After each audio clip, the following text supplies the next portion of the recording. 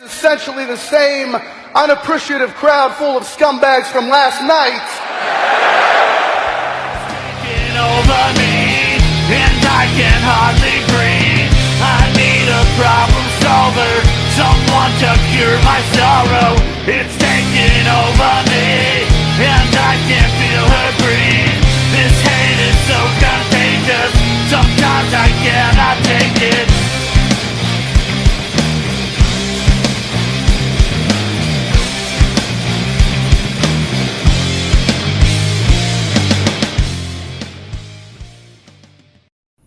Hello again, wrestling fans. Welcome to another edition of the Scumbags Wrestling Podcast. My name is Sean. I'm coming to you from London, Ontario, Canada, and I want to thank you once again for joining me, whether you're listening to this on Stitcher, Spotify, iTunes, or iHeartRadio. We're available on a bunch of other different locations. Let me know how you listen to us by sending me an email at scumbagswrestling@gmail.com, or more input can be given to us on our Facebook page. On this week's edition, we're going to check out the upcoming schedule for Smash Wrestling. They have two big events coming up in London and Toronto. Plus, we'll look ahead to all the other events happening throughout Ontario on the Ontario Indy road trip.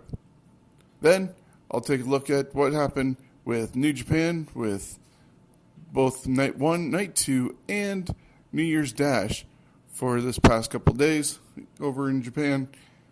We'll look at AEW and NXT, what happened.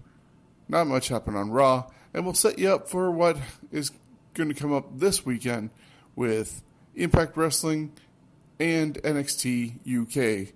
Both of them have a pay-per-view major event. And we'll look at both cards and give a rundown and predictions. So I'll be right back after these short messages.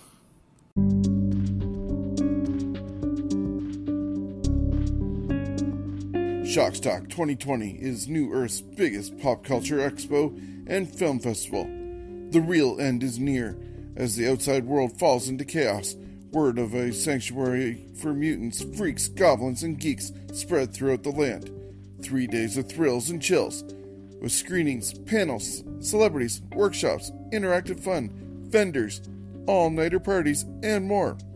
Stay tuned for guest announcements and more info.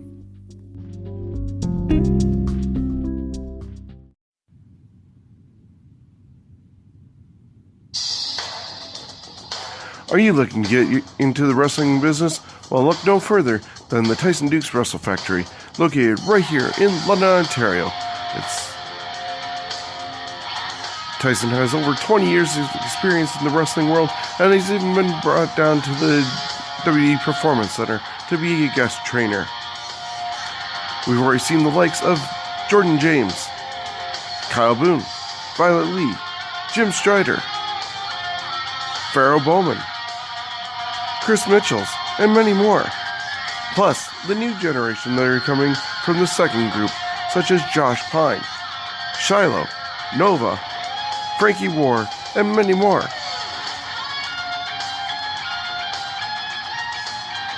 You don't want to miss your opportunity to learn from one of the best in Ontario, if not all of Canada, or the world, in Tyson Dukes. So that's the Tyson Dukes Wrestle Factory. It's open Monday, Wednesday, and Thursdays, and located at 309 Exeter Road here in London.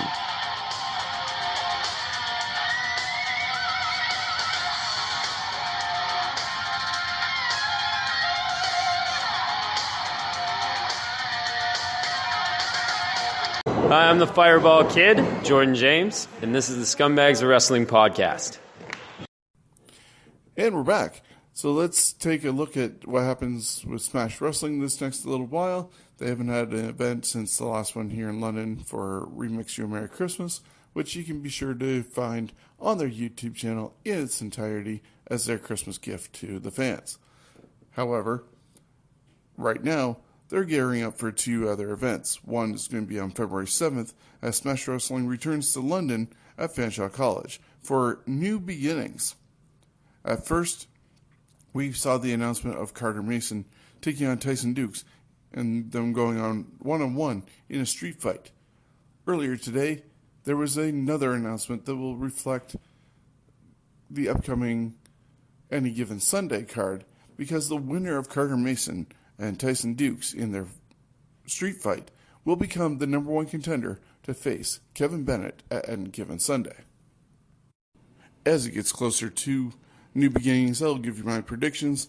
However, with that match, I have my ideas of what I would like to see and subsequently what I want to see happen at Any Given Sunday, which I'll be attending. However, also appearing on the Fanshawe College show on February 7th for New Beginnings, you'll see Josh Pine facing Psycho Mike Rollins. This is probably a result of Remix Your Merry Christmas, when Josh Pine was in the corner of Kyle Boone and needed to rescue and revive Psycho Mike Rollins after almost drowning in a kiddie pool. One half of the Revolt, Fireball Jordan James, will go against one of the pillars, the Endorsement, Sebastian Suave, while the other half of the Revolt, Alec Realm, will face off against another pillar in Tarek. Also, the Smash Wrestling Championship will be on the line as Brent Moneybanks challenges the Remix, Kevin Bennett, for the Smash Wrestling Championship.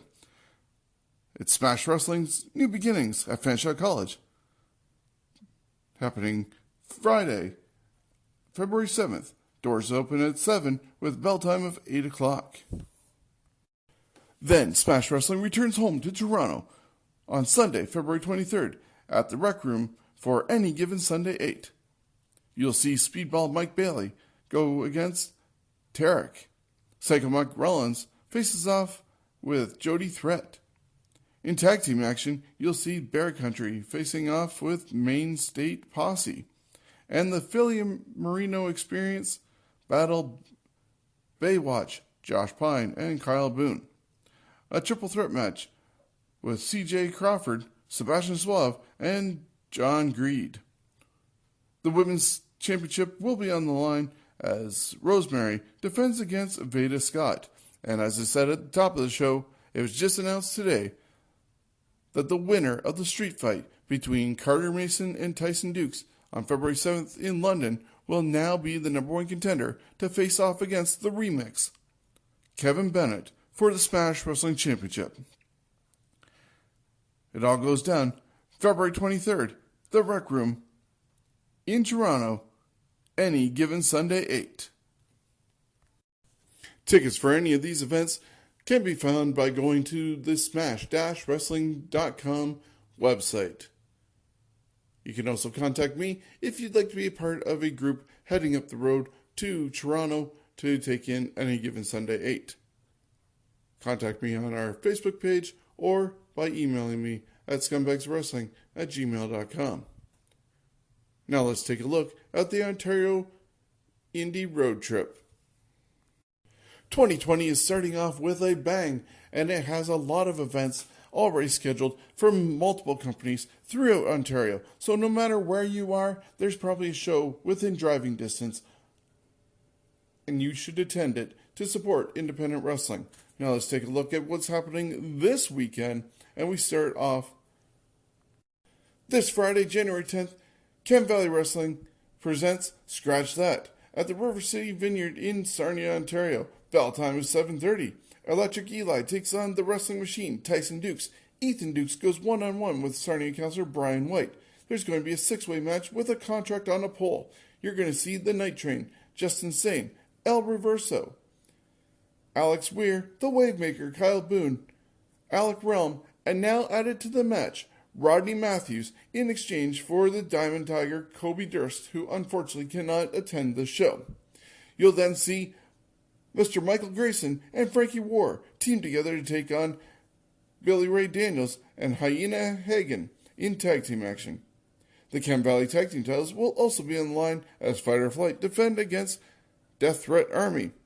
Did somebody say adventure? Stone Rockwell returns to Sarnia to battle Jimbo Jones. And in the main event, for Scratch That, we'll see Cody Diener defend the Chem Valley Championship against Tyler Turva. All this comes to you this Friday as Chem Wrestling presents Scratch That at Sarnia, Ontario at the River Valley Vineyards. Get your tickets before they're sold out. Then, on Saturday, January 11th, Revolution Women's Wrestling presents Pandemonium, happening at the Battle Arts Academy in Mississauga, Ontario. It's a stacked card from top to bottom. Crystal Moon takes on Brooklyn. Divya faces off against Aaliyah. The Bubblegum Princess, Alexia Nicole, goes one-on-one with the Selfie Queen, Jessie Mack. The Queens of Punk, Jody Threat and Addie Starr, take on the team of Caitlin Diamond and Masha, also known as Team Collusion. In a rematch, Cece Moss faces off against Bianca Corelli with Shiloh in her corner. And the main event will see Rebel and Casey Spinelli take on Nova and former Impact Women's Champion Allison Kay.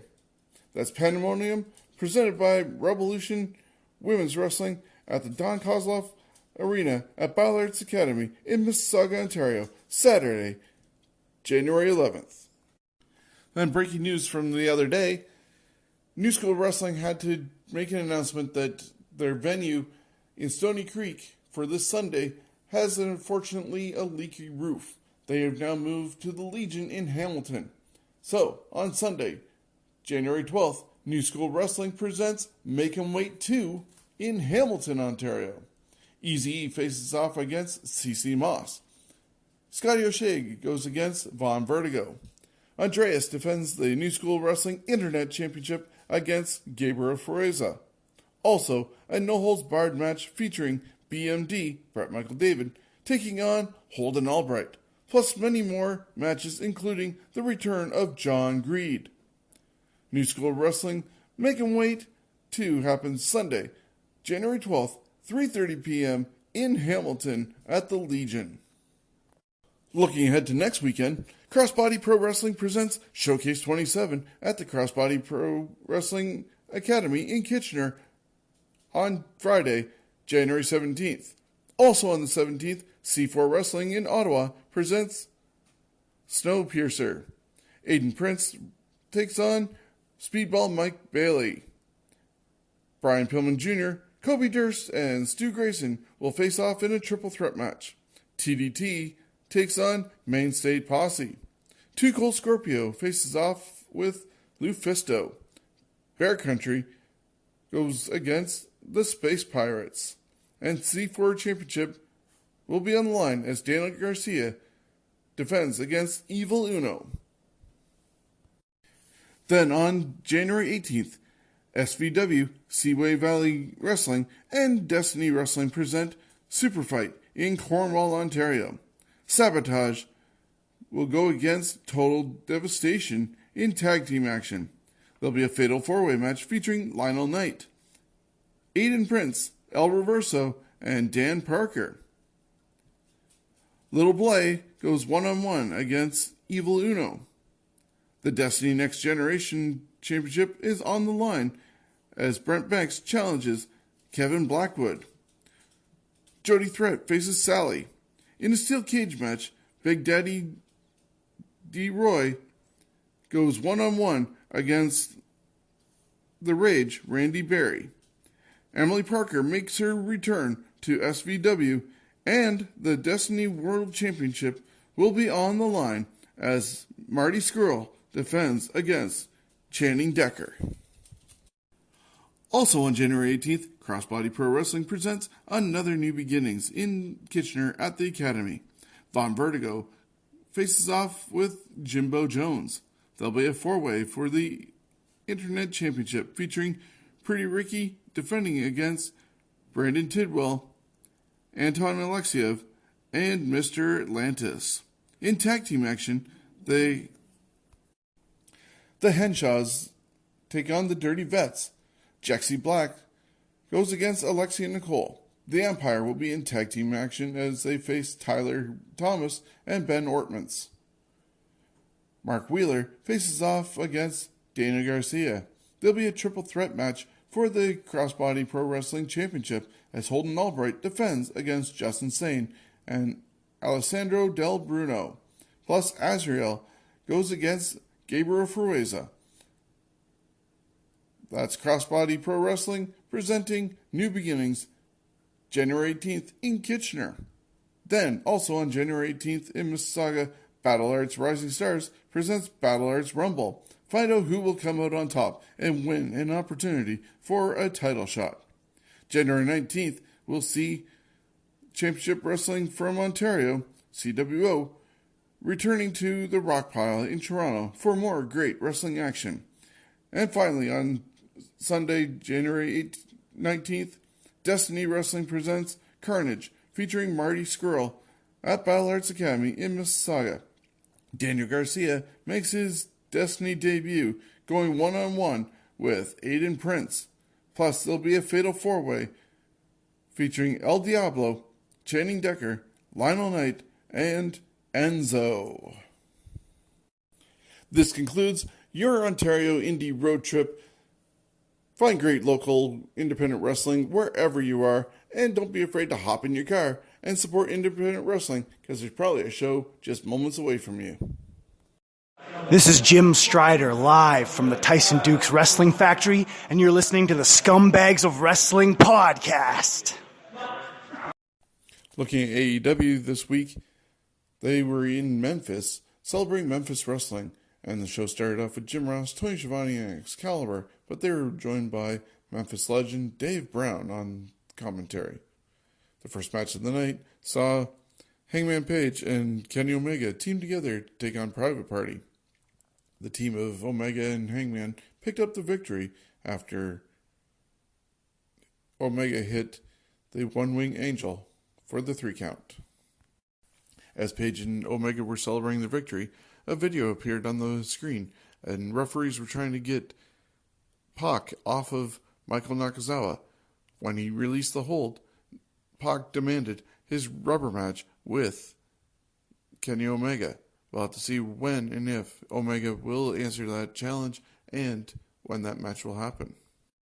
Up next, Brandy Rhodes joined the commentary table, and Hikaru Shida and Britt Baker were at ringside to see Rio defend her AEW Women's Championship against Chris Statlander. It was a pretty decent match between the two ladies until it was interrupted by Awesome Kong and Mel. They created quite the distraction and were going after both Rio and Statlander.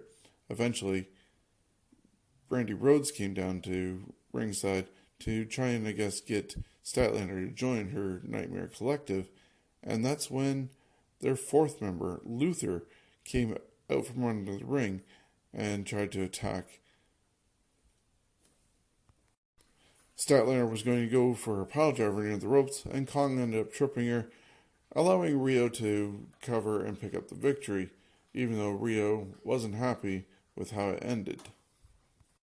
After the match, Kong and Melanie went after Statlander and also Rio, but it was stopped when Shida jumped the barricade to help out. Britt Baker, on the other hand, decided to sit back and do nothing, and the rest were joined by Big Swole and Sonny Kiss to chase off the Nightmare Collective.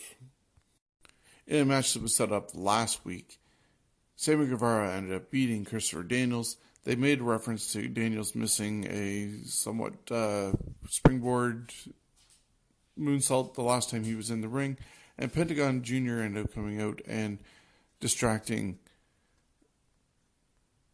Daniels as he wanted him to show him what he has, and that allowed Guevara to pick up the victory.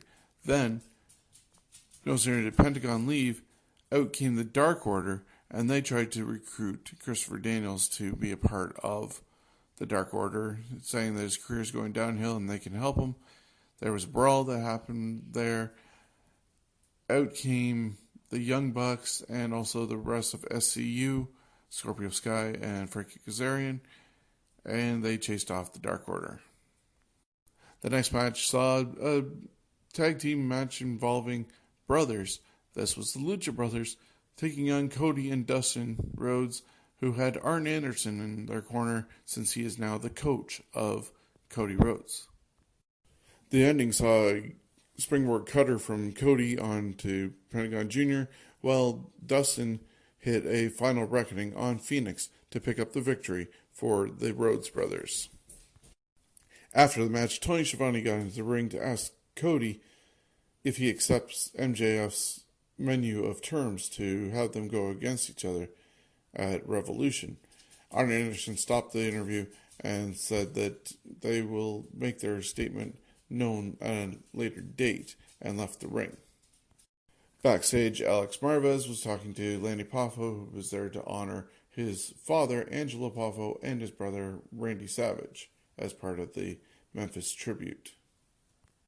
MJF then came out to the ring, and this is when they went to a picture-in-picture for a commercial break, and unfortunately, MJF was a little too quick, possibly, to get to the ring, and he started cutting his promo while we were not able to hear a single thing about it, and have no idea how his promo started off. But when he came back, he was still obviously wanting to get a match against Cody and wanted his answer for his stipulations to get that match. Instead, he was then interrupted by Diamond Dallas Page. DDP came out and insulted MJF.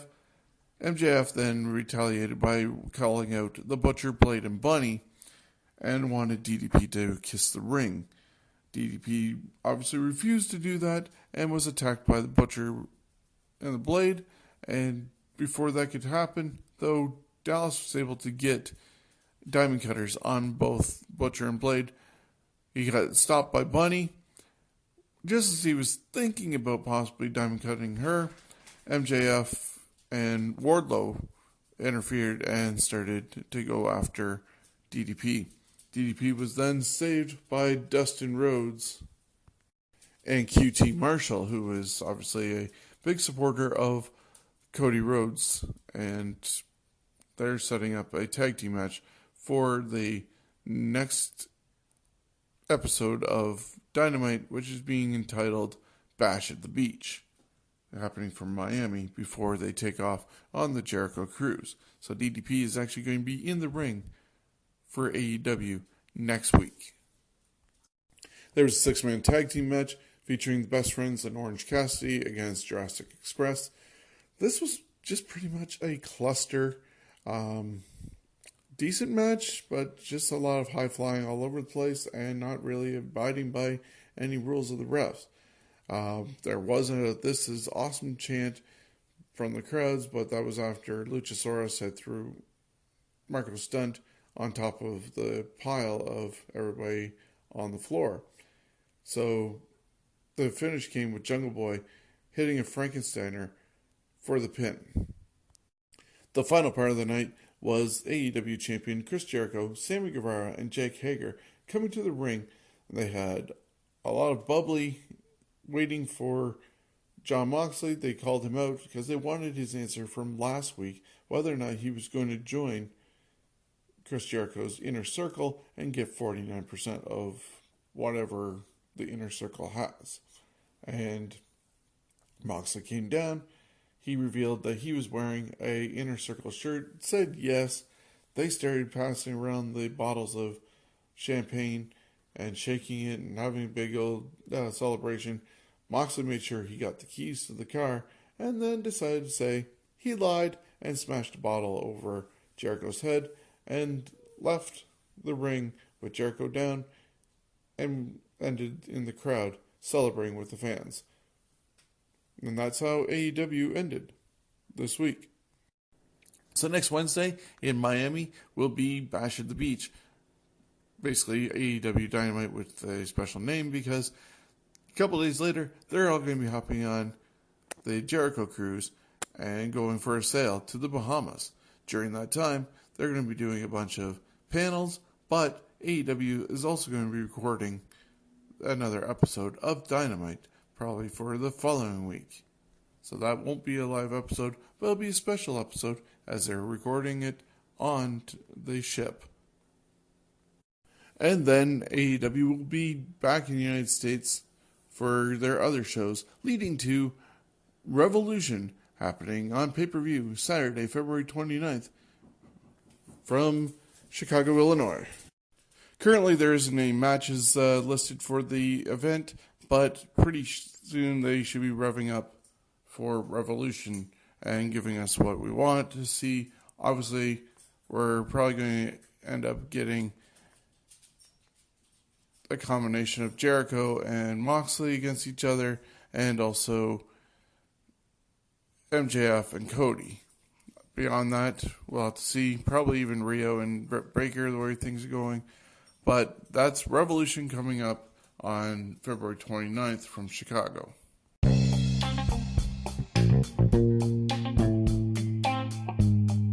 Tyson Dukes is currently one half of the Smash Wrestling Tag Team Champions and one of the pillars of wrestling in Ontario. He's had a very impressive career over the past 2 decades, and it's only natural that aspiring wrestlers would want to learn from a veteran of his caliber.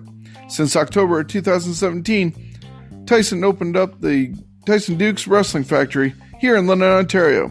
Students learn all aspects of wrestling. The first graduates like Jim Strider, Violet Lee, and Jordan James are making their names for themselves on the indie scene. Whether you're a student or a supporter, you can now be a part of the club and purchase your own beautiful zip-up hoodie. They're just $40 up to extra large and $45 for larger sizes. Contact Tyson Dukes Wrestling Factory directly on Facebook to order yours today.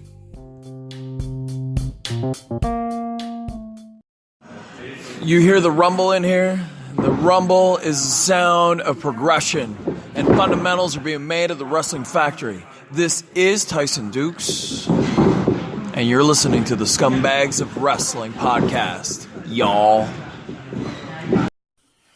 Taking a look at what's going to happen this weekend coming up, the 12th is going to be quite busy as you can get multiple events happening on your TV. In the evening, Impact Wrestling is going to present Hard to Kill pay-per-view, and it's from the Bomb Factory in Dallas, Texas. This event is going to be available on pay-per-view, and I'm going to run down the card and probably make my picks at this time and see how it unfolds. So we got Ken Shamrock taking on Madman Fulton. Now, Ken Shamrock has just recently returned to professional wrestling. He surprisingly did the dick flip with Joey Ryan, and I think Madman Fulton kind of needs this win more so than Ken Shamrock, so I'm going to go with Fulton on this one. Moose is going to go against Rhino. I think it's another example of younger versus older. Not that Moose is that younger compared to Rhino, but Moose kind of probably needs this victory more so than Rhino. And there's a chance that Rob Van Dam somehow could be involved because Rob Van Dam is also going on the card and he's taking on Brian Cage.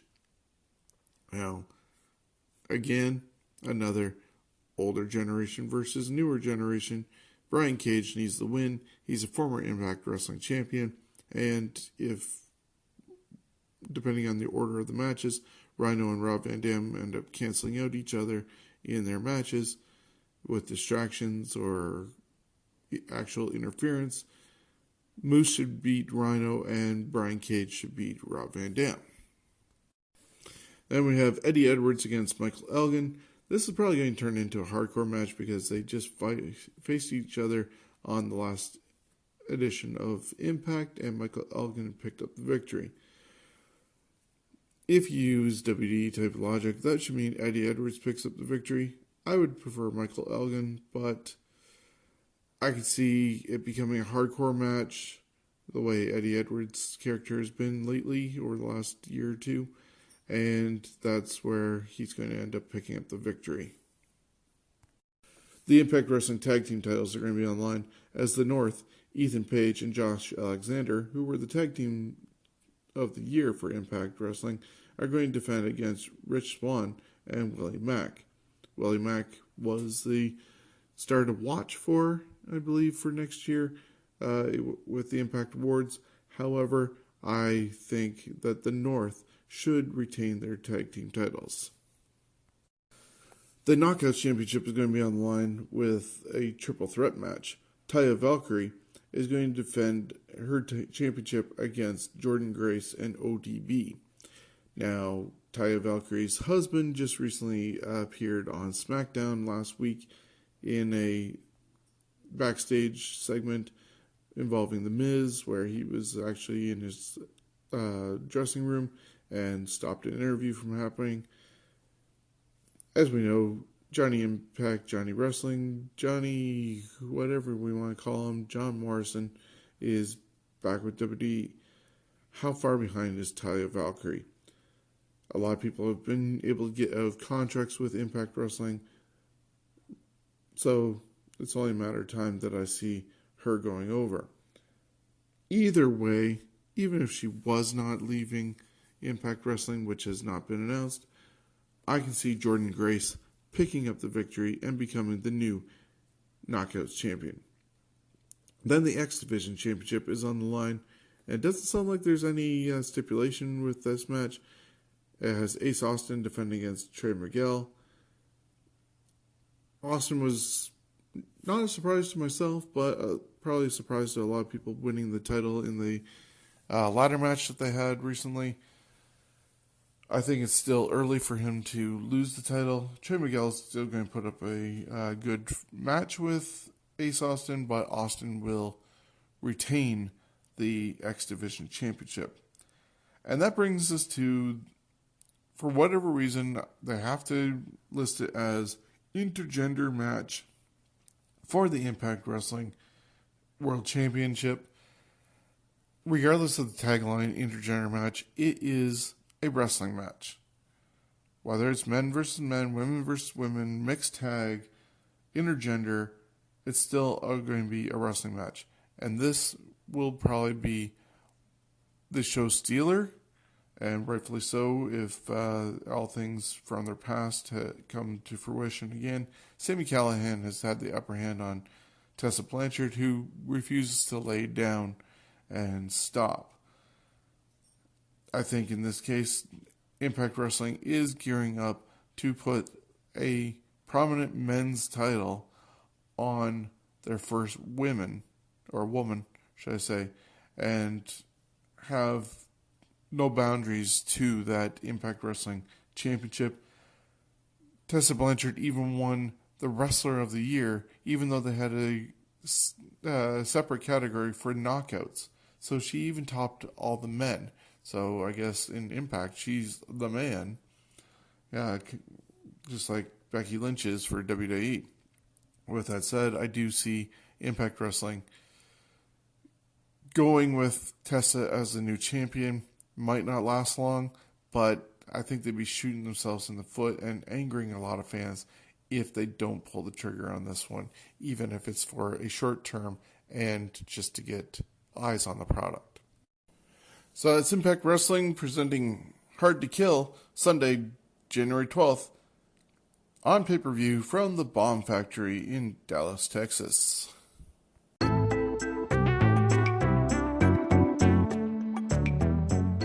Hey wrestling fans, join me each and every Friday on our Facebook or YouTube channel for the production line. I stop by the Tyson Dukes Wrestle Factory and catch the Stars of Tomorrow being built today here in London. Tyson's been in business for the last 2 years, and we've already seen stars come out of the factory such as Violet Lee, Jim Strider, Alec Realm, Jordan James, The Wavemaker, Kyle Boone, the smartest man in wrestling, Michael Grayson, Cyrus Bowman, Rodney Matthews, and Tyson's own son, Ethan Dukes. Many more of the students of the future are seeing their way to the rings in arenas nearby you. You don't want to miss the production line, where you can see the beginnings happening today. On the production line, each and every Friday. Check us out on Facebook or YouTube.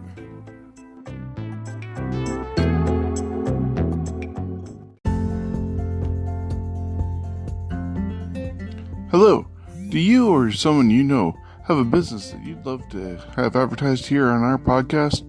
Well, give me a shout at our email address, scumbagswrestling@gmail.com, and let us know how we can help you advertise to the listeners of this podcast. We'll give your business a shout out, including information on how people can reach out to you and information on your services. I'm Kyle Boone, one handsome SOB, and you're listening to the Scumbags Wrestling Podcast. Looking at everything that happened in WWE this week, Monday Night Raw saw the show open with Brock Lesnar declaring himself number one in the Royal Rumble this year with the proclamation of Paul Heyman. Then Andrade beat Rey Mysterio to retain the U.S. title with a little distraction from Zelina Vega. Andrade then ripped off the mask of Rey Mysterio. Rey ended up brawling backstage later on and regained his mask. The Viking Raiders retained their tag team titles in a three-way match with the OC and Street Profits. Becky Lynch then addressed her current contract status and wanting to prove that she can beat Asuka before signing again. Asuka then came out and yelled at Becky in Japanese, but was then punched in the face by Becky before she left. Eric Rowan beat a local competitor. He allowed the guy to look inside the cage, and when he lifted his head, his face was bleeding, so whatever's in that cage apparently can now scratch you and cut you up. AJ Styles defeated, Akira Tozawa using Randy Orton's moveset as a message to Orton. They went to commercial, and it looked like the security had tackled a fan that was getting into the middle of the ring. That fan turned out to be the minister from the Lana and Lashley wedding. He completed his service and made Lana and Lashley husband and wife. Rusev then came on the Titantron, and he was looking like he was on vacation. Bobby Lashley then challenged him to a fight to take away the rest of his manhood, but Rusev said that they will fight, but he's going to come back as the brute of old and destroy Bobby Lashley. There was no sign of Liv Morgan during this, but Liv then later revealed herself backstage and said that Rusev might need some help from her in their match next week. Charlotte Flair and Sarah Logan ended up brawling to a no contest. This was heating up stuff for the Royal Rumble. Sarah Logan ended up throwing around Charlotte's robe, which really ticked off Charlotte, and that got the brawl going on. No Way Jose lost to Drew McIntyre, and Drew McIntyre also took out some of the Conga Line guys. Aleister Black beat Shelton Benjamin, but then was attacked by Buddy Murphy. All night during the show, they were setting up for a six-man tag team match, and it was going to involve the Authors of Pain taking on Samoa Joe and Kevin Owens, but nobody knew who was going to be joining that duo for the third person. And Samoa Joe then told Kevin Owens. Kevin Owens looked, saw who it was, but they kept everybody else in the dark until the match happened, and it turned out to be the Big Show. So a big brawl ended up happening. Seth Rollins hit Big Show with a chair, got themselves disqualified. The brawl continued. Big Show was laying out people with closed fists, and this is now leading to the first ever fist fight on Monday Night Raw. I don't know, it's an actual match for a change, and it's going to have these same six guys in a fist fight match this Monday on Raw. Over on NXT, Rhea Ripley was joined in the ring by a lot of her potential challengers for the NXT Women's Championship, and that include Toni Storm, Candice LeRae, Kaylee Ray, Bianca Belair, and Io Shirai. They ended up splitting off into a six-woman tag team match with Rhea Ripley's team picking up the victory. Imperium beat the Forgotten Sons in the first round of the Dusty Classic. Austin Theory beat Joaquin Wilde. The Undisputed Era won their match against Gallus in the first round of the Dusty Classic. Finn Balor came out and challenged Johnny Gargano to a match at Takeover Portland. Mia Yim beat Kaden Carter, and they were attacked from behind by Chelsea Green, who has now joined the Robert Stone agency, and they plan on taking over NXT. The main event saw Keith Lee become the number one contender for the North American title by beating Dominik Dijakovic, Cameron Grimes, and Damian Priest in a four-way match. Then over on SmackDown, John Morrison returned and was on Miz TV. He said he joined the Blue Brand early because he didn't like the way the fans treated Miz last week and his confrontation with Kofi Kingston. And this ended up bringing out the New Day and eventually set up a one-on-one match with Miz and Kofi. but also next week a tag team match with the former tag team champions Miz and Morrison taking on Kofi Kingston and Big E, the New Day. In the match that subsequently followed this, Miz beat Kofi Kingston, John Morrison got involved with Big E. Up next was Mandy Rose, who had given Otis a cake for an apology. She went on to beat Alexa Bliss. There was a interaction between also Sonya Deville and Nikki Cross between the two tag teams that they have. Then Lacey Evans was supposed to go against Sasha Banks, but Bayley announced that Sasha wasn't going to be there. Lacey went after Sasha and Bayley to confront them in the locker room, and she was attacked from behind by Bayley, and they had a brawl backstage. Braun Strowman beat Shinsuke Nakamura by pinfall, but it was non-title match, and Sami Zayn and Cesaro were at ringside trying to interfere and help Shinsuke. That didn't help. Then before the tag team main event, which was supposed to be the Usos taking on King Corbin and Dolph Ziggler, it was announced that Roman Reigns and Corbin will go one-on-one at the Royal Rumble before the Rumble match. So sometime earlier in the night, which obviously puts the men's Royal Rumble match near the end of the night, probably the main event. And then they had the tag team match that didn't amount to much because Robert Roode returned and helped take out the Usos and then put Roman through the announce table to end the show. Now this all leads to January 12th, where NXT Takeover 2 Blackpool is going to happen at the Emperor's Ballroom in Blackpool, England. The show is supposed to be, I believe, at 12 o'clock our time? I'm not sure. Maybe 12 o'clock for the pre-show our time. But either way, Tyler Bate is going to take on Jordan Devlin. I'm going to go with Tyler Bate to pick up the victory here. Eddie Dennis going against the other half of Mustache Mountain, Trent Seven, and I can see Eddie Dennis picking up the victory in that match.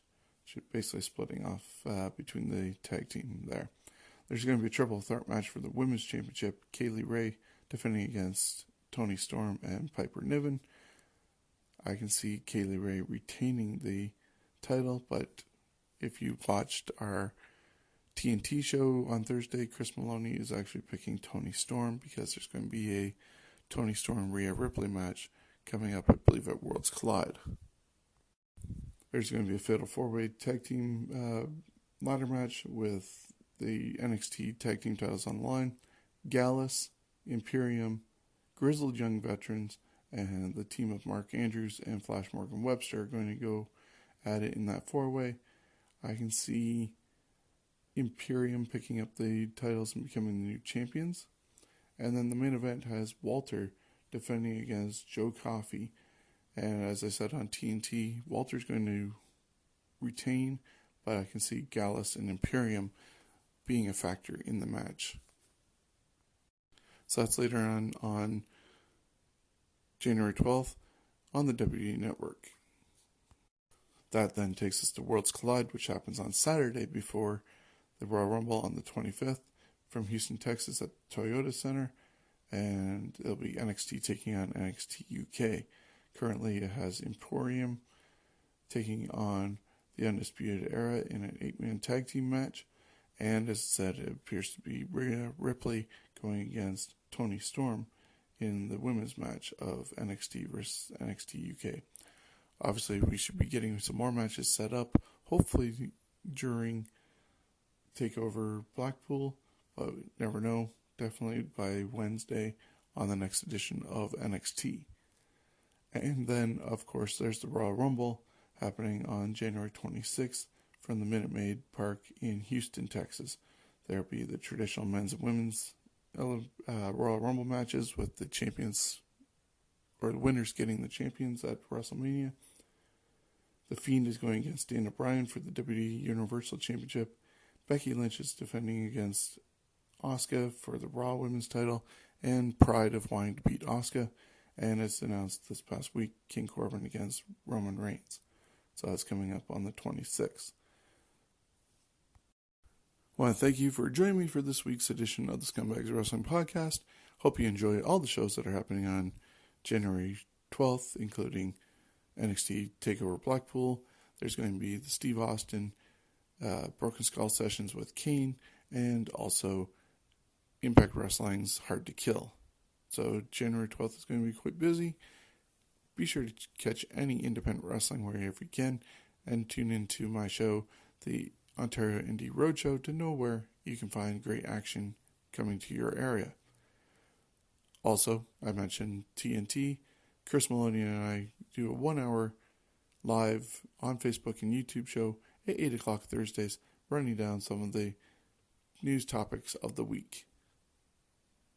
Be sure to join me also on this podcast, whether you're listening on Stitcher, Spotify, iTunes, or iHeartRadio, and share with your friends. The more we can grow this podcast, the better. Until next time, thank you once again, and we'll see you.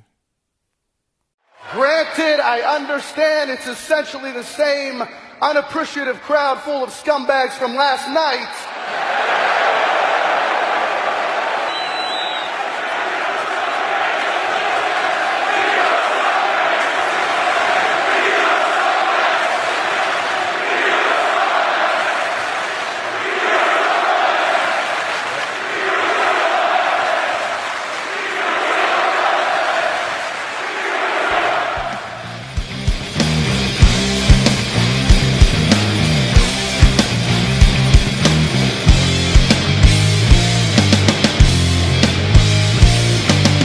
It's so unjustly, you've gotta trust me. Through all this journey, I can't help but condescend. I feel the touching, it's so unloving. I think it's carving her name into my head. Name into my head. It's taking over me, and I can hardly breathe. I need a problem solver, someone to cure my sorrow. The podcast you just heard was made using Anchor. Ever thought about making your own podcast? Anchor makes it really easy for anyone to get started. It's a one-stop shop for recording, hosting, and distributing podcasts. Best of all, it's 100% free. Sign up now at anchor.fm/new. That's anchor.fm/new to get started.